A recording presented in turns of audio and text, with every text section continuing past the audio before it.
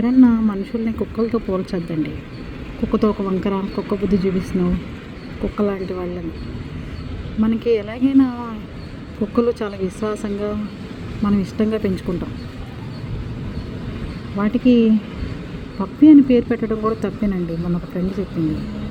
ఎందుకంటే పప్పీస్ అంటే చాలామంది మనుషులు పెట్టుకుంటున్నారు.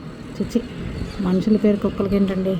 దానికి మన చిరంజీవి గారి సినిమాలో చెప్పినట్టు అలెగ్జాండర్ అని పెట్టేదానికి. అలెగ్జాండర్, ఏరా అలెగ్జాండర్, చూడండి ఎలా చూస్తుందో.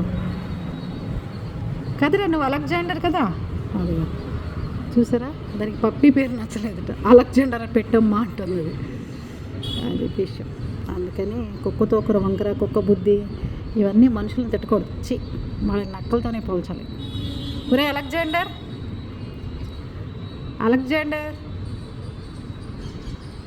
నా టైం అంతా వీటికి భోజనాలు పెట్టడం ఇవే సరిపోతుంది. ఈ బిల్డింగ్ క్లీన్ చేయిద్దాము అంటే ఇది కోర్టు కేసులో ఉందన్నమాట. అందుకని ఎవరైనా వస్తే కేసులు అవుతాయి అది ఇది అంటున్నారు. పాపం ఎలాగోలా తెప్పించి